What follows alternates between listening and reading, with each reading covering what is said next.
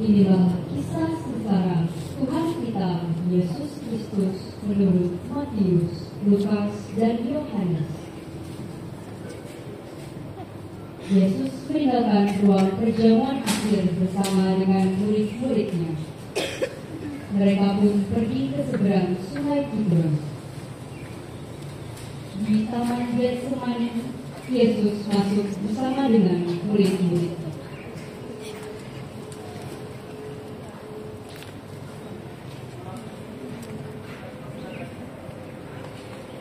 Maka mulailah ia bersujud dan berdoa.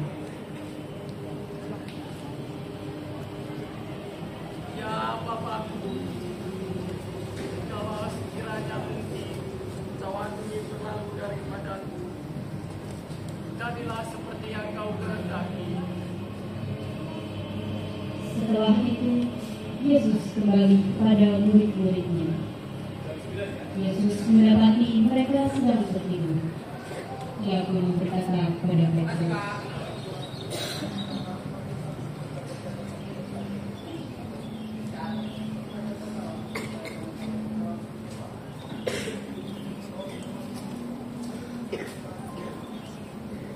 lalu Yesus pergi untuk kedua kalinya dan berdoa.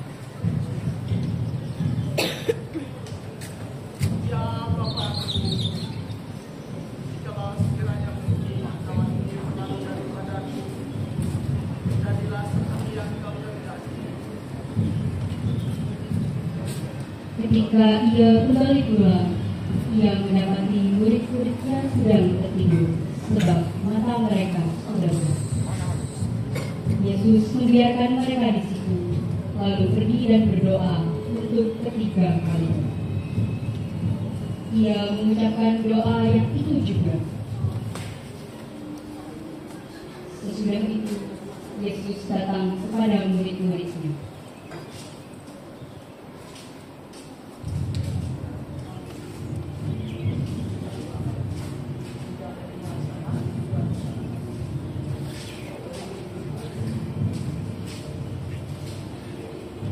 Waktu Yesus masih berbicara, datanglah Yudas, salah seorang dari ke-12 murid Yesus itu.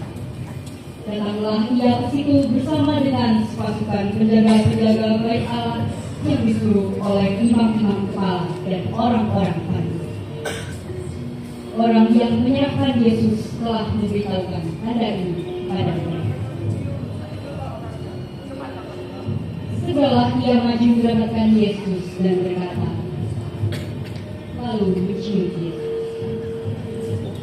Tetapi Yesus berkata kepadanya,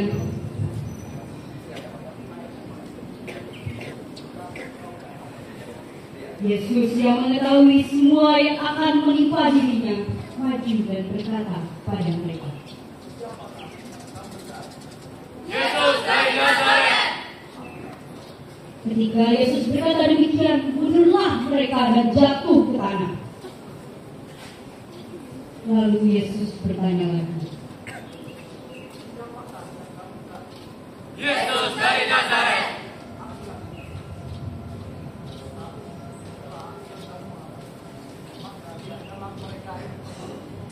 Kemudian salah satu bapak imam besar bernama Markus menghampiri Yesus. Simon Petrus pun menghunus pedang itu kepada Markus dan memutuskan telinga kanannya.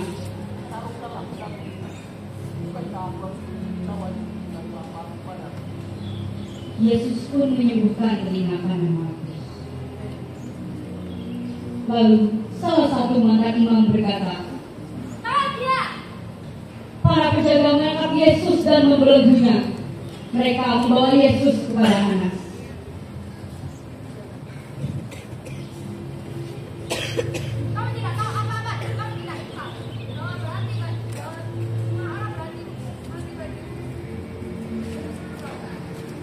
Setelah berkata demikian, para prajurit membawa Yesus ke mahkamah agama.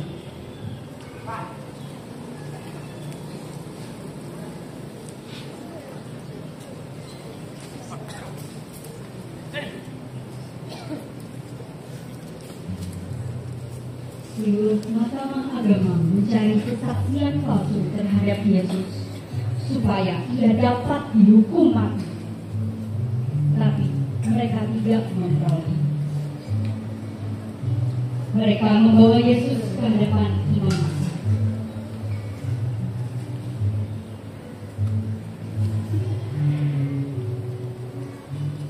Ini jalannya.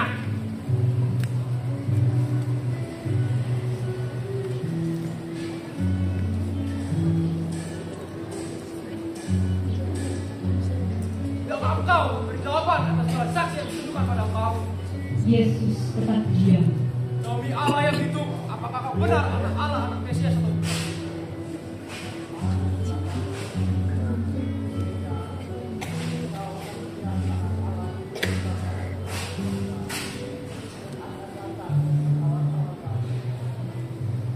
Ia mengucap Allah. Apa perlu kita saksi lagi? Sudah kalian dengar semua ucapannya terhadap Allah. Bagaimana pendapat kalian? Dia harus dihukum mati. Lalu mereka meludahi wajahnya dan melukainya.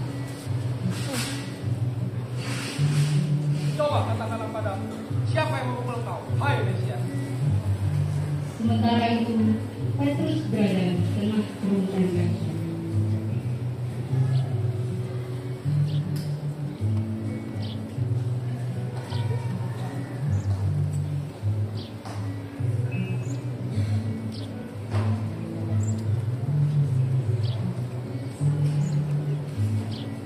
Di dalam perjamuan terakhir, Yesus telah berbicara kepada Petrus bahwa ia akan menyangkal Yesus 3 kali sebelum ayam berkokok.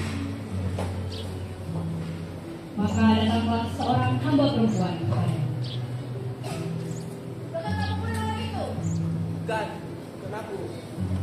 Lalu Petrus menghindari mereka dan pergi bersama dengan hamba-hamba dan para penjaga bait Allah untuk menghangatkan badan mereka. Mulailah imam besar menanyai Yesus tentang para murid dan ajaran.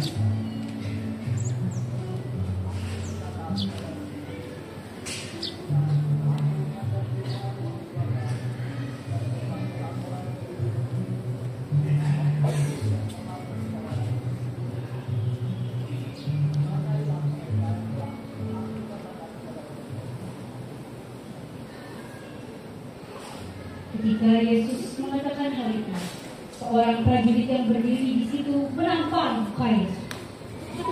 Itu kata-kata kepada imam besar.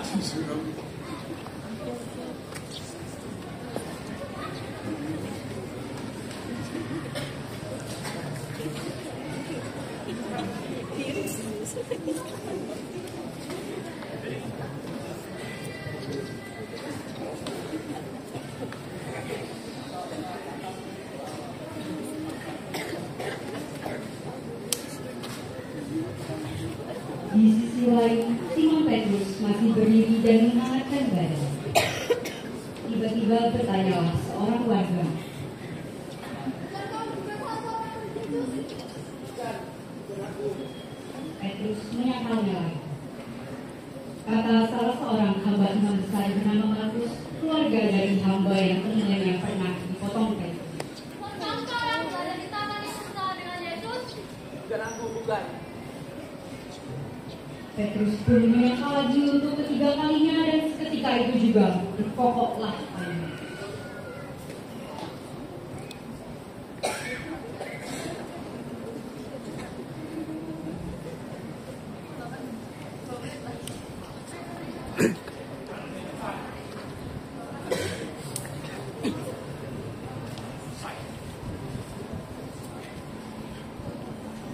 Ayo.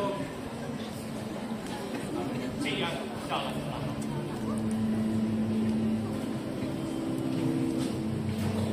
Keesokan harinya ketika masih pagi, mereka membawa Yesus dari Kayafas ke istana gubernur. Claudia Probula, seorang istri Pontius Pilatus, menasehati Pilatus.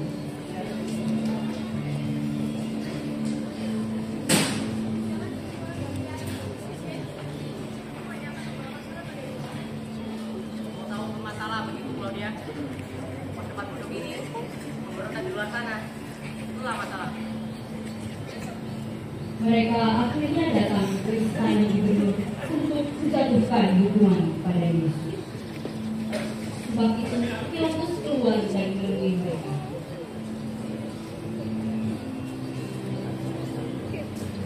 Apa tuduhanmu terhadap orang ini?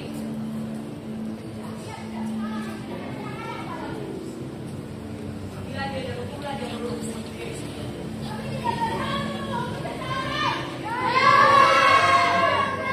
Demikian hendaknya supaya digenapi firman Yesus yang dikatakannya untuk menyatakan bagaimana ia harus mati. Pilatus masuk kembali ke dalam istana gubernur dan memanggil Yesus untuk bertanya kepadanya.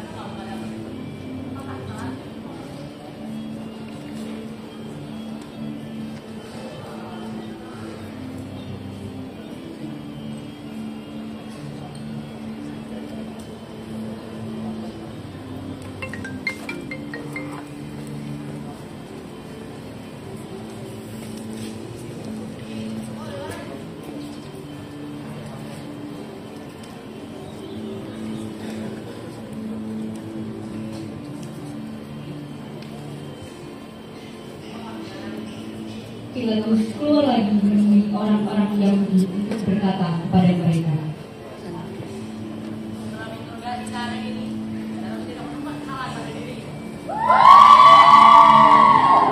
Kau udah beli ya kan? Ya, ya. Jadi dia rakyat Raja Herodes, berikan dia kepadanya. Gubernur. Serahkan dia.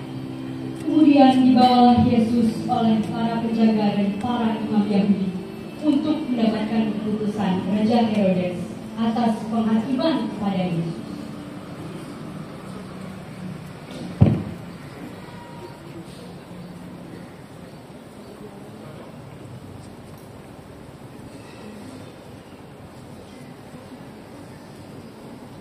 Di mana dia? Ini orangnya. Inikah Yesus dari Nazaret? Apakah benar engkau yang telah menyembuhkan orang yang telah buta, membangkitkan orang yang telah mati? Dari mana kau mendapatkan kekuasaan itu? Jawab aku.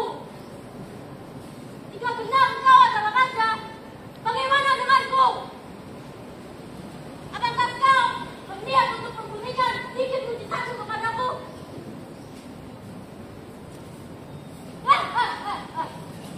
Bawa dia pergi dari hadapanku. Dia tidak salah. Dia yang gila.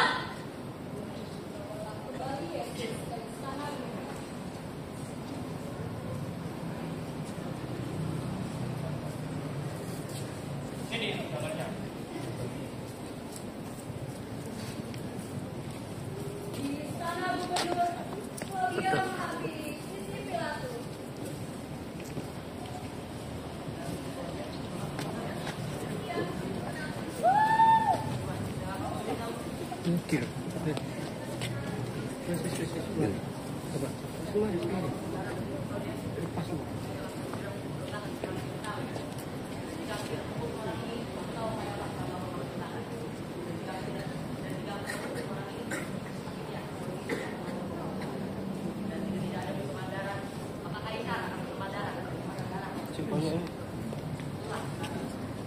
Lalu datanglah salah satu dari prajurit itu.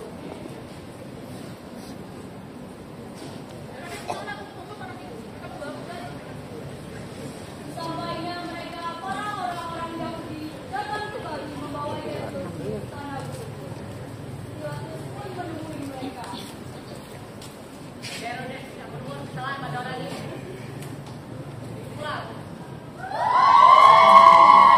Ya Pak, apakah tidak menghormati raja Romawi ini? Seperti yang kalian tahu, setiap tahun aku akan membebaskan seorang penjahat. Kali ini kita mempunyai seorang penjahat yang terkenal kejam. Inilah Barabas.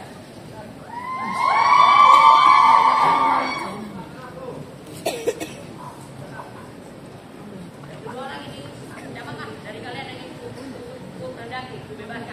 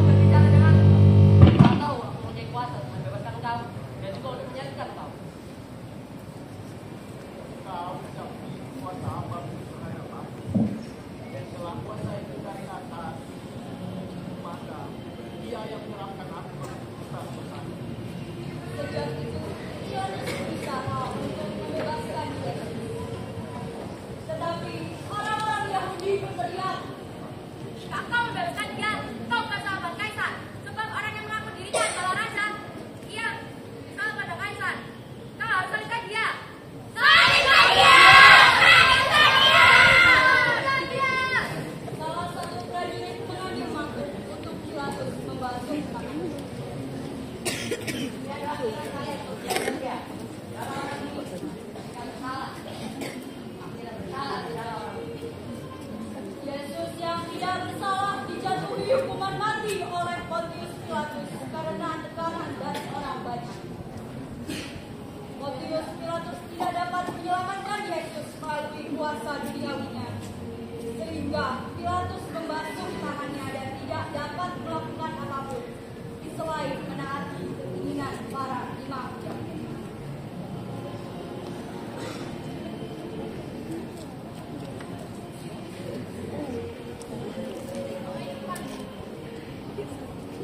Pada akhirnya, Yesus memikul salib. Yesus berjalan dari istana gubernur menuju bukit Cengkorak yang dalam bahasa Ibrani disebut Golgota. Salibkan dia!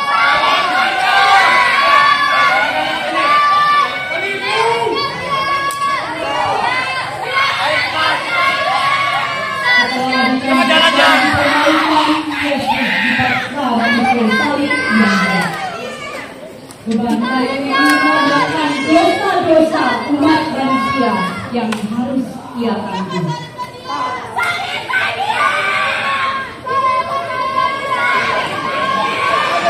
Yesus yang kelelahan membawa beban salib itu akhirnya terjatuh.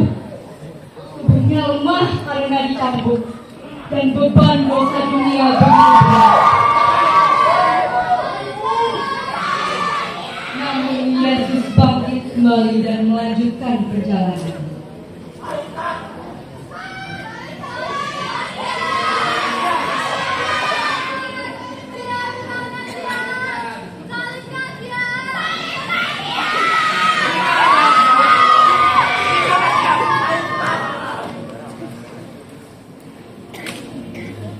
Di tengah jalan, Yesus bertemu dengan Maria, bundanya.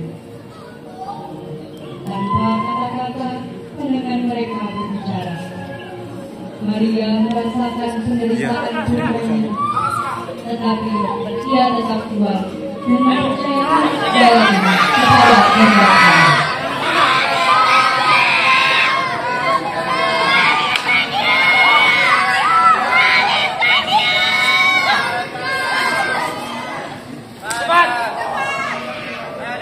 Waktu itu ada seorang bernama Simon dari Kirene, ayah Alexander dan Rufus, yang baru datang dari luar kota.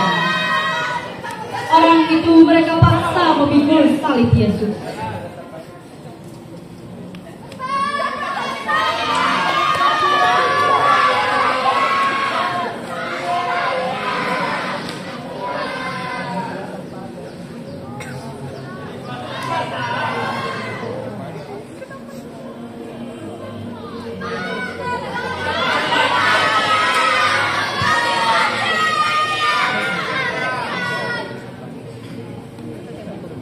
Yesus bertemu dengan seorang bernama Veronika, perempuan yang memiliki ketulusan dan keluguan jiwa.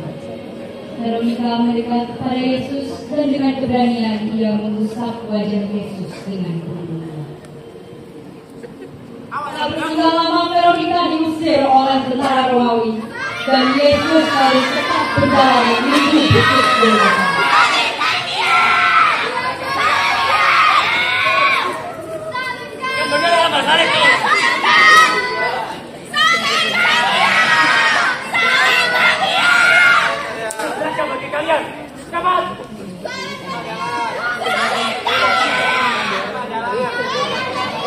Tubuh Yesus masih lemah dan ia jatuh untuk kedua kalinya.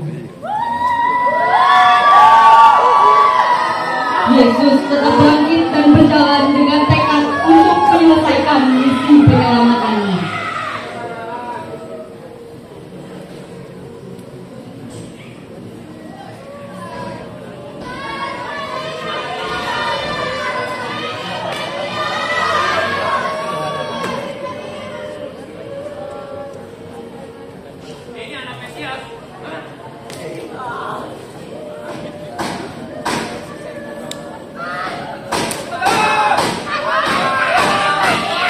Yang paling unik penjual dan meratapi Yesus.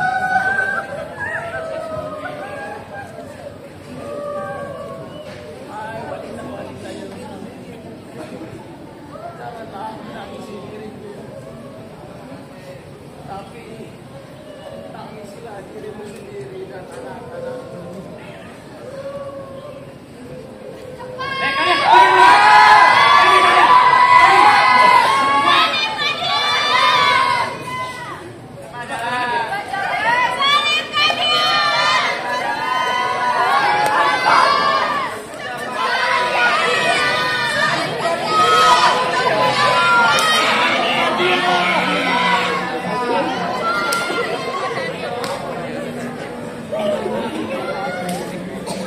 Yesus jatuh lagi 23 kalinya. Salib yang ia panggung lebih berat dari sebelumnya. Simon dari Kirene yang telah menolong Yesus diusir oleh para tentara karena sudah sampai di puncak Golgota. Pergilah Simon dari tempat itu. Sementara Yesus tetap melanjutkan pergerakannya sebagai sang juru selamat.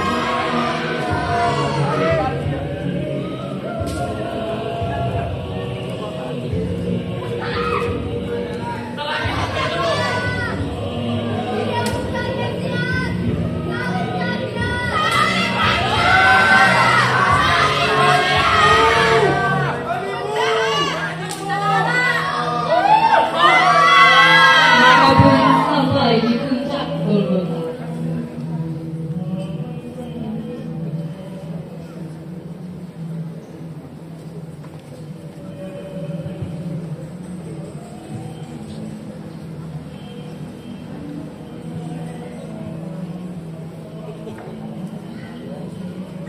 Para prajurit mengambil pakaian Yesus, lalu membaginya menjadi 4 bagian. Untuk masing-masing prajurit 1 bagian jubah Yesus pun mereka ambil. Tetapi jubah itu tidak berjahit dari atas sampai ke bawah, yang merupakan 1 tenunan itu.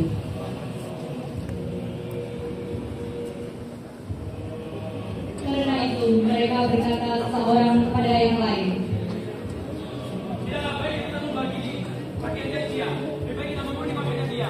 Siapa yang mau? demikian hendaknya supaya digenapi yang ada tertulis dalam kitab suci. Mereka membagi-bagi pakaianku di antara mereka dan membuang undi atas jubah. Siapa yang mau? Kamu mau?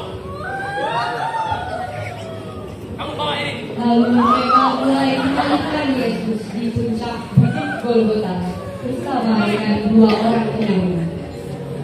Yang seorang di sebelah kanannya dan yang lain di sebelah kiri.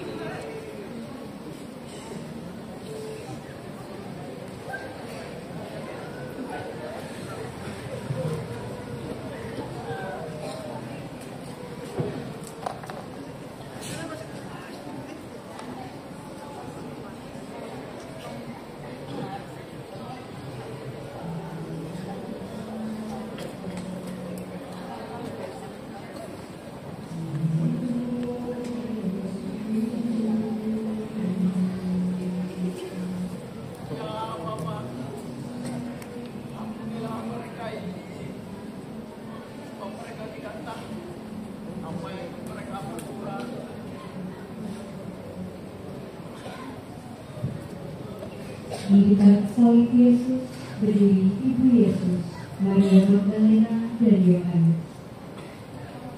Ketika Yesus melihat ibunya dan murid yang ia kasihi di sampingnya, berkatalah Yesus pada mereka,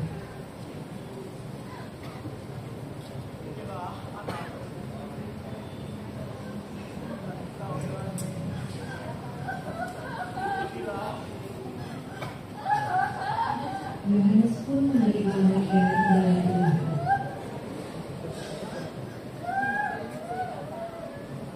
Penderitaan Yesus memuncak, maka Yesus berkata,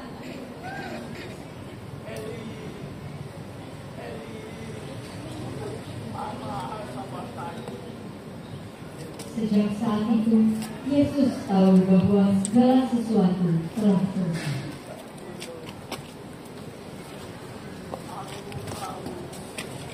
Supaya digenapi yang ada tertulis dalam kitab suci, di situ ada suatu bejana penuh anggur asam. Mereka melilitkan bunga karang pada sebatang hisop, mencelupkannya dalam anggur asam itu, dan mengulurnya ke mulut Yesus. Sesudah itu, berkatalah Yesus. Lalu Yesus berseru dengan suara nyaring,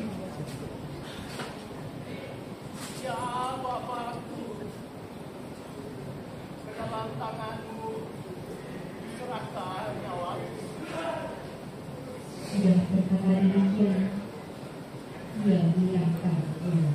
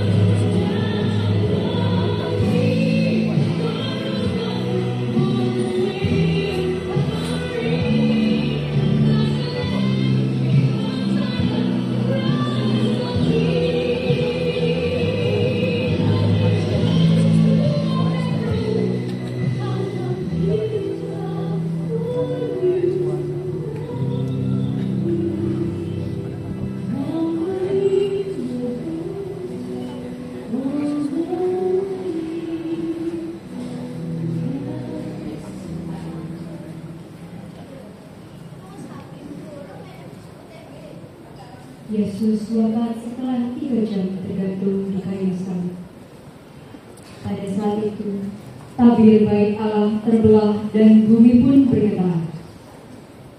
Karena hari itu hari Sabat, para prajurit langsung menurunkan mayat-mayat agar tidak tertinggal dan tergantung di kayu salib. Salah satu prajurit mengambil tombak, lalu menusuk lambung Yesus. Keluarlah air dan darah yang menjadi berkat, sehingga mata prajurit itu dapat melihat dengan baik. Ia pun berkata, orang ini adalah anak Allah.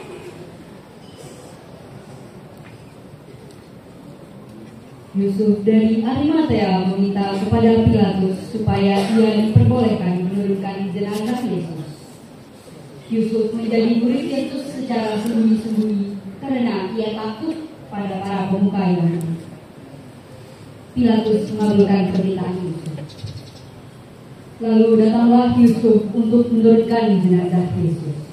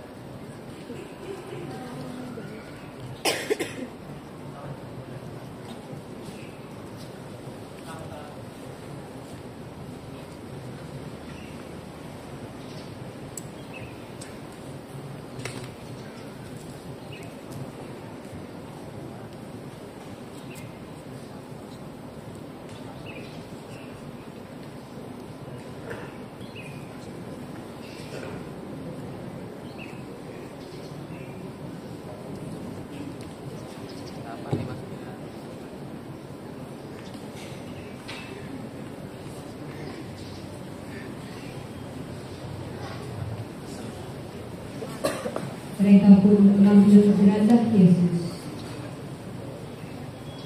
kemudian mengafaninya dengan kain lenan dan menghubunginya dengan rempah-rempah menurut adat pemakaman orang Yahudi.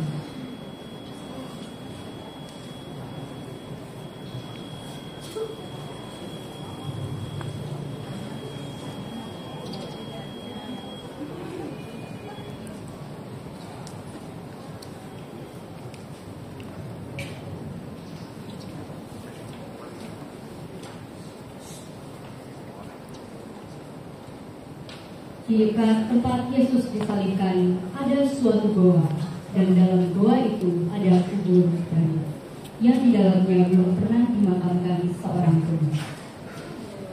Karena hari itu hari kedatangan Sabat bagi orang Yahudi, sedangkan kubur itu tidak jauh letaknya, maka mereka membaringkan jenazah Yesus.